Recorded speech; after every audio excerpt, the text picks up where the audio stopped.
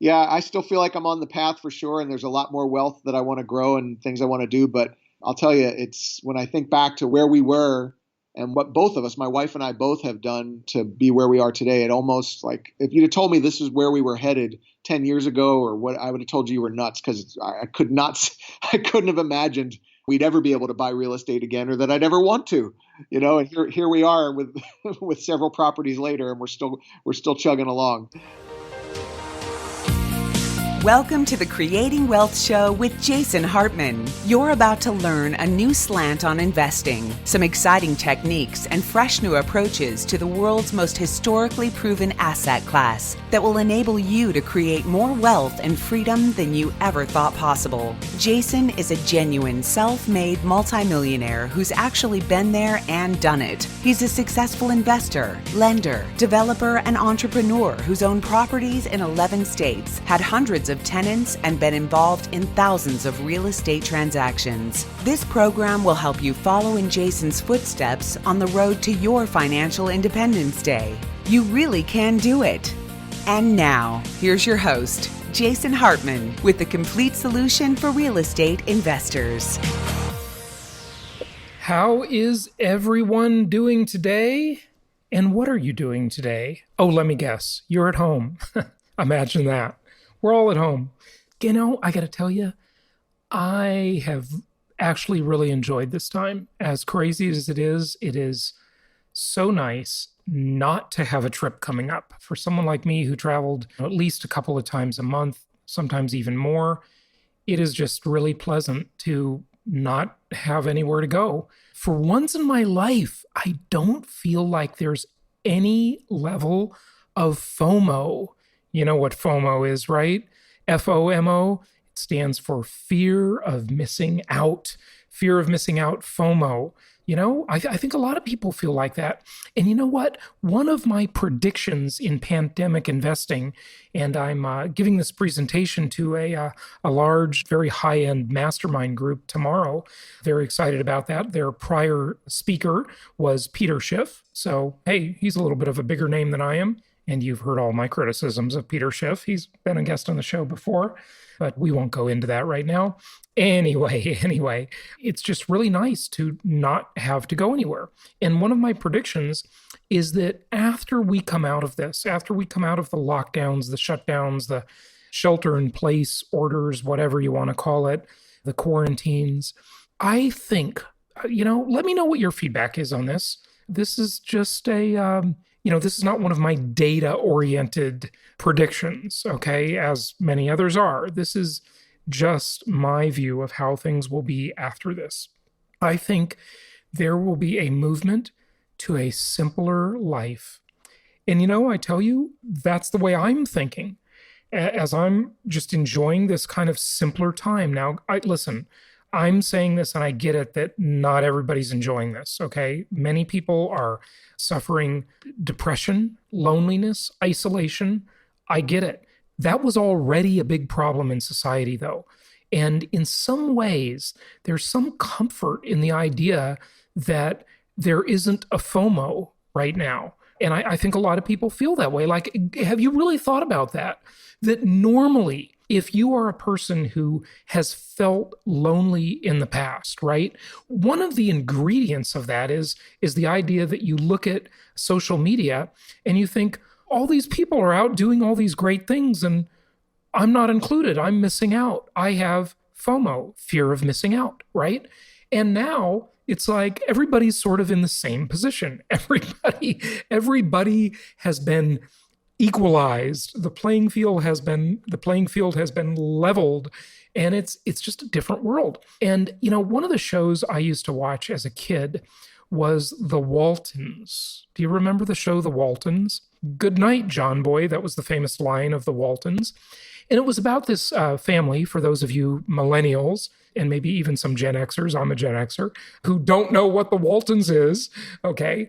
It was a show about a family, a large family, living through the Depression, but it wasn't really that depressing for them comparatively to the city dwellers, because they lived in a rural area and in a lot of ways, although their life wasn't abundant or great in any way, economically, I'm speaking, they could provide for themselves. The people who couldn't provide for themselves were the people that were in the high density living environments in the cities. Okay.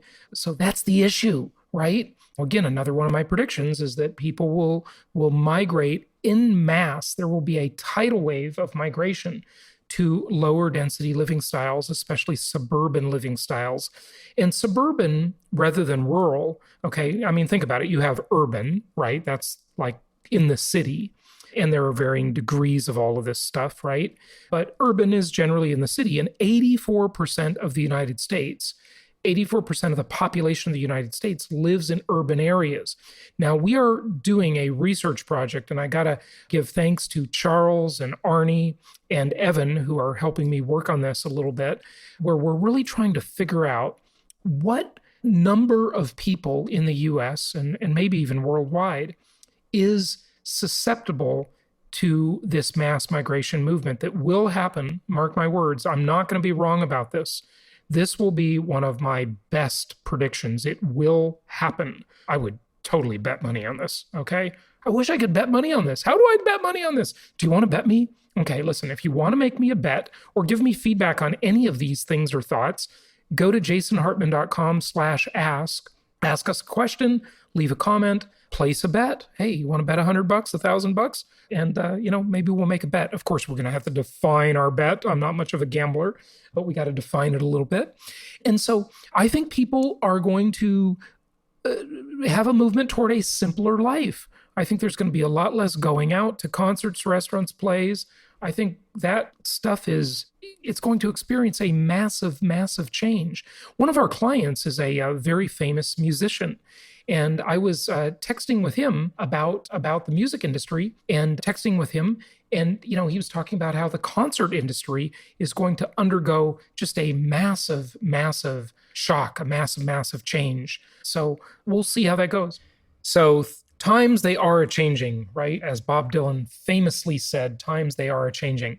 Before we get to our guest today, my friend Julia, who's going to talk about tax sale opportunities, I want you to remember you can go to bit.ly/taxprofit and check out our home-based business opportunity. We want to bring you opportunities. We know people need them nowadays.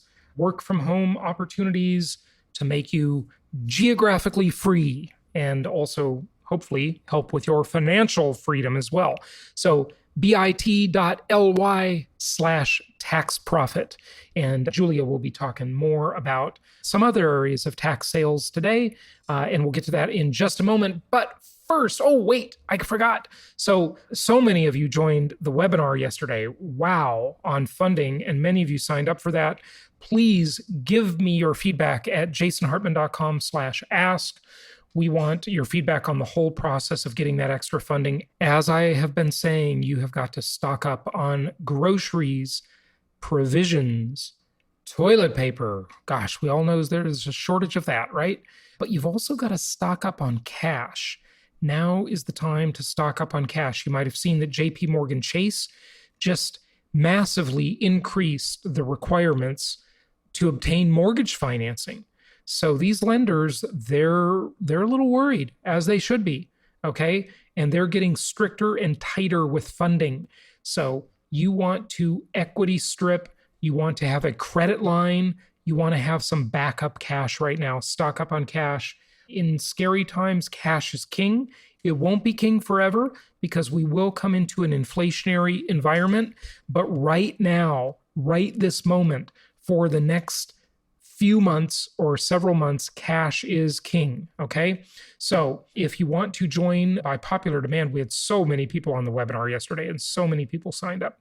We are doing it Thursday as well. Go to bit.ly/Thursday Fund. Thursday Fund, spelled out Thursday and then FUND, for another funding webinar. All of the questions and answers are live on the webinar every time. So bring your questions, get some answers. That's bit.ly/Thursday Fund. because tomorrow we're doing another webinar for you. And we'll have these links in the show notes, of course, at jasonhartman.com. Okay, we had a couple of questions, and I wanted to just answer those. One comes from Brian Hall, and Brian says, hey, Jason, I bought my first property through you about 5 years ago. Been listening a lot lately. Thank you, Brian. Appreciate you listening. My brother-in-law is more of a committed investor than me. I'm a musician that figured out how to make money. Hey, that's good, you know? Being a starving artist or starving musician is almost a cliche, right? Well, I guess it is a cliche. So I'm glad you figured out how to make money. That's good. I've been in the cult for a while. Now, I'm not sure what cult you're talking about, the music cult or the Jason Hartman cult. Anyway, I hope you're a member of my little cult. We love new cult members. Well, I guess you're not new. Been in for 5 years, right? But maybe you're talking about music. I'm not sure. Anyway, he's telling me that I should put all my liquid capital into the stock market right now because this is the cheapest meaning stocks, will ever be. I bought 2 properties last year in Memphis. With my current liquid capital, I've been planning to just let things sit for at least 3 to 6 months and hop in once things calm down a bit. Not trying to time the market, and he put not in capital letters, LOL, maybe just a little, but evidently I am missing out on a historic event right now by not being in the stock market. I'm wondering what you'll say about this. Sarah is our investment counselor. We love her. Just thought I'd see if we could get some thoughts from the boss man, Jason Hartman. Okay. And love what you're doing. Hey, Brian, thanks for the kind words and thanks for the note. Oh, wow. Put all your money in the stock market. No, don't do that. I admit that there are some individual stocks that do look like a great deal. Even me, who hates Wall Street, who says Wall Street is the modern version of organized crime. It's the modern mafia. Even I must say, am getting tempted, not at, and when you say put the money in the stock market, I don't know what you mean, S&P, Dow fund, or specific stocks.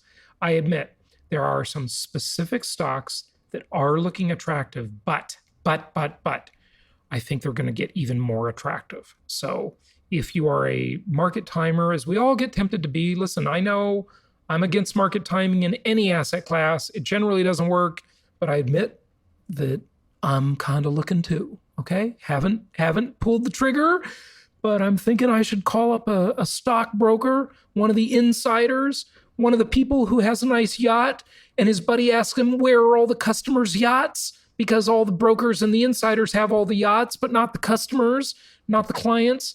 Yes, Wall Street is a scam, but even in a scam, you can make a little money once in a while. I think it's too early. I think you're too early. Corporate bonds are getting downgraded like crazy. There's more damage to come. So I would just cool your heels. You know, we got people buying properties because they see the big game, the long term, the big picture, and I think they're making the right decision. For stocks, it's just too volatile. And I would say relax, cool your jets. But listen, on this show, you've never heard it before. Well, maybe you've heard it once or twice, but I'm going to share some stock tips for you when I think they're valid. But again, I just think it's kind of too early. So cool your jets on the stock market, the modern version of organized crime. You can become part of the crime syndicate later. Yes, you can. Okay, thanks for the nice message. Appreciate that. Okay, another question. I saw the funding webinar yesterday, and it was awesome. But I had a question. If we use the money for rental property purchases and it kicks up to 12%, meaning it's zero interest to start after 12 to 18 months, doesn't that put the income well below the loan amount plus interest? Wouldn't it make sense for a 30-year loan at 5%? I would like your thoughts on this. Thanks. Well, I agree completely. Look, folks, this funding deal is an awesome deal. Join the webinar tomorrow. But the way you're going to pay it all back later is if you carry that loan longer than that initial zero interest part. Okay? You do not want to go past 18 months and start paying high interest on that loan. probably from 12%. And if your credit score is lower, it's even going to be higher. So look, that's the way they make money. Don't let them make money. Be the more disciplined customer, not like the usual customer that gets the money, blows it all, doesn't invest, and uses it for living expenses. And then 18 months from now, they're paying really high interest rates. They're paying 12%. That's like hard money type rates. Okay. Don't fall for that. This is not long-term financing. This is short-term opportunity financing and crisis financing, pandemic financing. Get control of some cash, but plan to pay it back. Leave yourself enough margin. I got that question from another person, very similar question just yesterday, after seeing the webinar, saying it was awesome and enjoying it and wanting to do it, saying, well, what if I get in the position where I don't refinance the rental property onto a 30-year fixed rate loan? So if I don't refinance the property within that 18-month period, or if I don't sell the property within that period, well, you're going to end up paying a high interest rate that you should not be paying. Get the freebie, get the teaser rate that's, zero interest, right? And don't pay the high interest rate later. Leave yourself enough room, enough margin, enough time to refinance or sell that property beforehand. And ideally, you're going to refinance and turn it into a buy and hold property. And that's going to be a great deal because there's a mass migration coming to these suburban properties, millions and millions of people.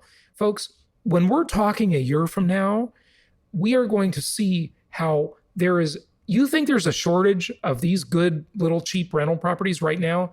Just wait a year. There's going to be like a shortage that you won't even believe, okay?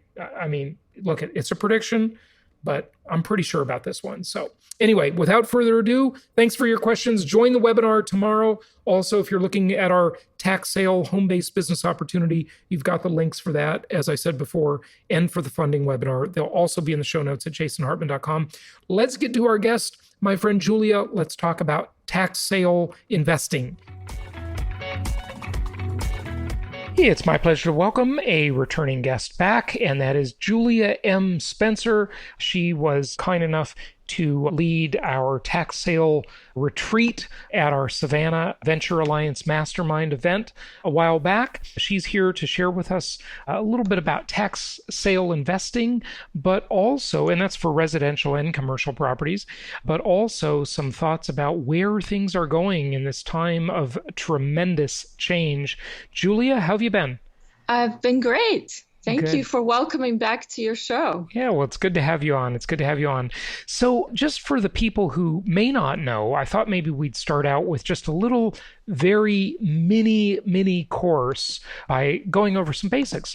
What are tax sales, and what are the ways that investors can profit by getting involved in them? And just give us a little overview of that, if you would. Yeah, I'll be glad to.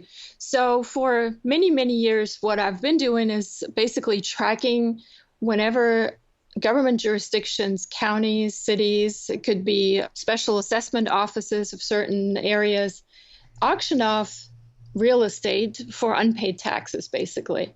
And these jurisdictions still have to collect their taxes, and that's basically how they get their money if the owners aren't able to pay. And there's a process for this in every state, different process for every state, actually. And yeah, I've basically educated myself on how it's done in the states that I'm interested in and areas, and started tracking the sales and started buying properties that way. And that's how I basically grew my portfolio of income properties, because a lot of them I've actually kept. And yeah, you just basically go to the auctions, and the properties that are cried out at the auctions are for unpaid taxes. And of course, there's a distinction between liens, deeds, and certificates, and all have different rights for the new owner as well as for the old owner. The transfer process is different in each one case and in each state too. And yeah, so basically I've made it my life work to educate myself on how that's done in all the states and acquire properties at the same time as well. Excellent. So, and when you say tax, let's just be clear for the listeners who may not know, we're talking about property taxes. Property taxes as well as special assessment taxes. There's actually another category to this as well. Good stuff. So if they don't pay the special assessment or the base property taxes, then that tax bill goes into default, and then it ultimately turns into a deed if they don't pay, and people can either get a return on investment along the way or an actual property maybe as well, right? That's correct, yes. Okay. And people do it for all kinds of different reasons. Some people are in it actually not to either get the property or get a profit on the way, or actually, just like you said, in some states, people are banking on the interest or the penalty, which is assessed once a property is sold. Mm-hmm. Okay, great. Are most people investing for the yield, and they're mostly investing in the tax lien? Or take us through a little bit more about those two different options. So I have seen people in all kinds of different ideas of how they go into this and the reasons for it. A lot of people actually go to the auctions to get property, and these are local people that have seen their neighbor's property go up for sale or something, and they want to get it, or they just want to get a house for themselves. So that I see a lot of people like that too. There's also a lot of institutional investors, and that's delegates that are sent from banks that are actually tasked to make a certain kind of return on the money that is being deposited with them. And so they go to the states where the penalties are the highest, and they really don't care about getting the real estate, but they are banking on the fact that the original owner is going to pay off the property within the redemption period, which is the period of time that the original owner has to get their property back. And they're basically banking on getting that interest rate or penalty rate, which is very significant compared to other investments. And then there's people like me that are kind of like in between. I usually buy them for investment, for rental, but I buy a lot more than I could ever use. So most of mine, I just wholesale at the end or sell to other investors. And I use the profits to fix up the one or two that I keep. Okay, so what you're saying is that you'll buy a larger number of tax liens, and then you'll get the income on that lien, that's the interest rate, essentially, during the time, and then you won't take it to the sale. You'll sell that opportunity to another investor, and then use those funds to maybe do a remodel or renovation on maybe the smaller number of properties you kept, right? Is that what you're saying? Yes, exactly. And there's many different ways to skin the cat on that too. I mean, that is such a terrible saying, by the way. You know, I say that saying. That is awful. We gotta get rid of the skinning the cat saying. That is just awful. I have a cat, and I swear I want to skin him sometime. Well, that cat just ran away and is now living in fear. Okay. Yeah. Okay, go ahead. So, and in terms of, I think you asked me about liens, deeds, and certificates and all the differences. Mm-hmm. Yeah, I'd like you to go into that in a little more detail, of course, but finish what you were saying before I got off on the tangent there. On the cat. So there's different kinds of strategies how people get into tax sale foreclosure investing. And those are pretty much the main ones. There's institutional investors, myself, who's kind of like a small single person investor. I'm just trying to get my business moving forward always. And then there's people that actually want to buy properties to live in and to remodel and keep for themselves. So you have a wide spectrum. There's there's other people too. I mean, there's construction companies that just buy them for their clients, so that have the access to remodeling assets, tools and materials and people. And then there's lawyers. I've seen a lot of lawyers at these auctions that just know the process, so it's easy for them to make a quick buck here and there. You know, and there's different people come to these auctions for different reasons. Mm-hmm. And when you say come to an auction, how many of the auctions are actually live anymore? And I would assume with virus fears and so forth, a lot less will be in the future. This is all going to move online probably. But, but you know, I mean, some are online, some are live. What's the percentage now, typically? Before this virus scare, it was about 50-50 for the ones that I've attended. So pretty much half were in-person auctions. You actually had to go to in-person and put down your ID and you get a number, and it's the old traditional way of going to any auction. The rest was online, and I can see that it's going to all move online here probably with a short order, since it can be done and people do it that way. Now, but remember, in some states, such as in Georgia right here, the law actually states it has to be done in person. So, it's just, I don't know what's going to happen, but I think people are going to rethink those laws here soon. Yeah, I think you're definitely right about that. Now, with these different jurisdictions around the country, different jurisdictions are more desirable than others. They pay different yields. They're easier or harder to work with. Tell us about that a little bit, and maybe share some of your favorite. So yeah, we have a jurisdiction is what I call basically a state. And it could be also Puerto Rico and some of the other, outlying areas as well that belong to the United States, because they have auctions in those too. So in terms of the jurisdictions, some of them you mentioned are indeed more desirable than others. And it all goes down to how easy it is for an investor to get a property within a shorter period of time, or how lenient the government will be on the original owner to get their property back. So what I'm saying is, as I mentioned earlier, there's a redemption period. There's a time between the point when a property is sold on an auction and the point where the investor that bought that property at the auction can claim it for themselves. There's a redemption period. This period is usually a period where nothing can be done to the property by the new investor. Like, they can't go there, they can't use it for rent, they can't fix it up, they have no access rights at all, no possession. And that's the time that the original owner has to basically buy the property back from the investor with either the penalty rate, the interest rate, or the actual full amount that the investor paid. And so in some states that period is very short, which is very good for the investor, and in some states it's very, very long, and you have to jump through a lot of loopholes. You have to hire attorneys to do certain kinds of paperwork processes, and in other states it's really fast and really easy. And you've asked me to share some of my favorites. So I like my own state right here in Georgia. We have a 20% penalty, for example, which means that if I purchase a property at a tax sale on, like today, basically, and the original owner comes back the next day and pays me off, and even if it's been a minimum amount that I've paid and I didn't bid the property up very high, the original owner still has to pay 20%. So in terms of return on a yearly basis, that's a huge return. That's not 20% if you can make it in one day. And those states are very desirable that have penalty rates that apply from day one, for example. When you talk about the penalty rate, you talk about for the person, you're saying that from the perspective of the person who's in default. They have to pay a penalty, but that penalty makes your yield higher as the investor, right? Yes, that's correct. Great. Yeah. And just so people understand more broadly, let's just back up one big step, okay? When someone doesn't pay their tax bill, the municipality is basically, they need money.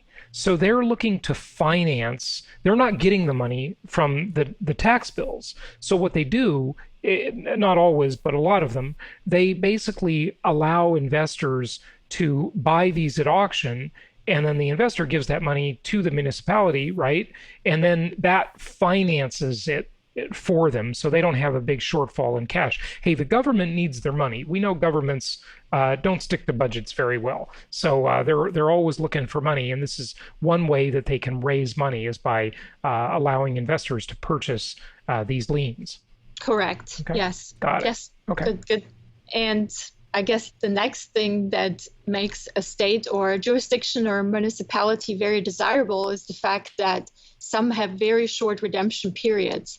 So an investor can go in and purchase a property for very, very cheap and immediately foreclose on it, or very quickly, and then take possession and make it, rental, or sell it, or do whatever they want to do with it. And so that's a really, really easy way to get cheap property very quickly. And so some states' redemption periods are very short. So here's the thing. Like most things in life, the easier it is to do something, the more competition you're going to have. The harder it is to do something, the more barriers there are, your competition's going to thin out. So do you like the jurisdictions that make it easy for you as the investor, where you're probably going to face more competition from other investors trying to do deals? Or do you like the harder jurisdictions where, it's a hassle, but there's probably going to be less competition, right? Sometimes this is kind of counterintuitive. So yeah, that's why I want to bring that up. This is a really good question. And I love that question, actually. Julia, I always ask good questions. because it actually really drives the point home of why I even do this, because it's all about basically the hunt. For me, anyways. I'm trying to get good deals and I'm trying to eliminate competition. So what I do as an investor, this is advanced tax sale foreclosure investing, basically, is I'll find the little niche areas that my competition hasn't discovered yet. You got to be really quick about this, and things change very quickly too. And of course, as you know, I have my YouTube channel, my website. People watch my stuff and they hear me talk where I've been. And of course, next sale, all my students are my competition, which I don't mind. Yeah, I have that flaw too. Don't feel too bad. I create my own competition too by teaching people. But my broader goal in life is to provide a service for the world, and I know yours is too. And look, the pie is pretty big. It's not unlimited, but it's pretty big in the real estate world. There's a lot of different ways to make money in this business.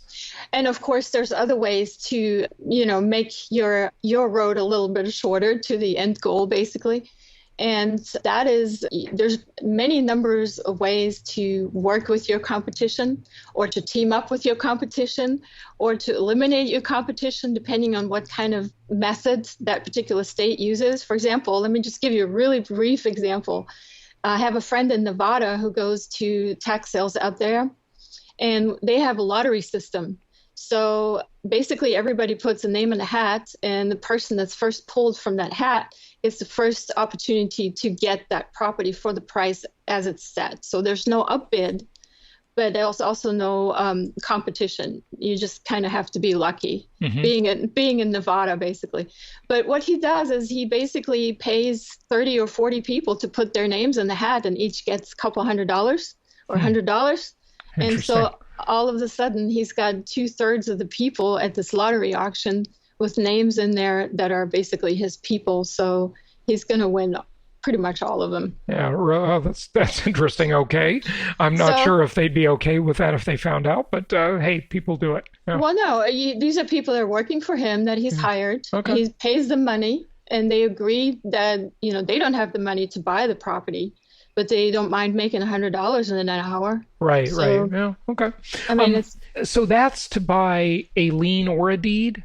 Or we're really just talking about liens now. So let's go into deeds as soon as we can, if you want to finish up on. The difference between liens and deeds is really only that at the end of the purchase or the auction or the win for the investor, there's a redemption period or there's no redemption period. So if you purchase a deed, you really have the property clear and full and clear, basically. But I always say that even if you go to a deed auction, to just wait a little while and make sure that there wasn't any mistakes made during the auction, because I've seen it where people have bought deeds and they went off and started remodeling and putting all that money in the property, only to realize that the county made a mistake in advertisement, and the original owner discovered it, and then they had to reverse the sale, and the investor lost all their money.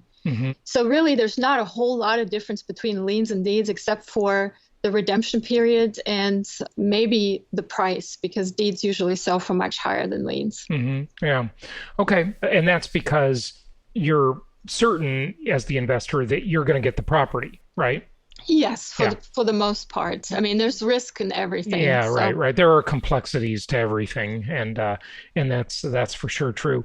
Well, anything else you want us to know? I mean, look, listeners, this is a complex area. It's like learning a whole nother part of real estate, and there's a lot to it, and Julia does a great job educating people, and there's only so much we can cover here, and of course we'll have you back on the show for more, but we just wanted to kind of give you a little taste on this because we haven't talked about it much lately since our event in Savannah, Georgia. Anything else you want people to know just in general? No, I think now is a really, really good time to get educated about it, especially if you're sitting at home and not really being able to go to work. Now is the time to learn, because I feel like the lists and the sales are going to go up astronomically after all of this is done with the virus. Yeah. I think that's true. And I think the thought is that it'll probably slow down for a little while as many areas have moratoriums on foreclosures, but then all of that will represent sort of pent up supply, if you will, in the system. And then when those moratoriums lift, if they have a moratorium, not everybody has one, then there will be a lot more opportunities in the marketplace. So, so very interesting. Good stuff. And how can people find you? My website is juliamspencer.com. I have a number of audiobooks that I sell, but also a lot of my information is actually available to watch for free on YouTube. And that's also, my YouTube channel is just my name, Julia M. Spencer. There's some 600 plus videos for people to watch on just about anything related, specifically to tax sale foreclosure investing. Excellent. Julia, thanks for joining us. Thank you so much for listening. Please be sure to subscribe so that you don't miss any episodes. Be sure to check out the show's specific website and our general website, hartmanmedia.com, for appropriate disclaimers and terms of service. Remember that guest opinions are their own, and if you require specific legal or tax advice or advice in any other specialized area, please consult an appropriate professional. And we also very much appreciate you reviewing the show. Please go to iTunes or Stitcher Radio or whatever platform you're using and write a review for the show. We would very much appreciate that. And be sure to make it official and subscribe so you do not miss any episodes. We look forward to seeing you on the next episode.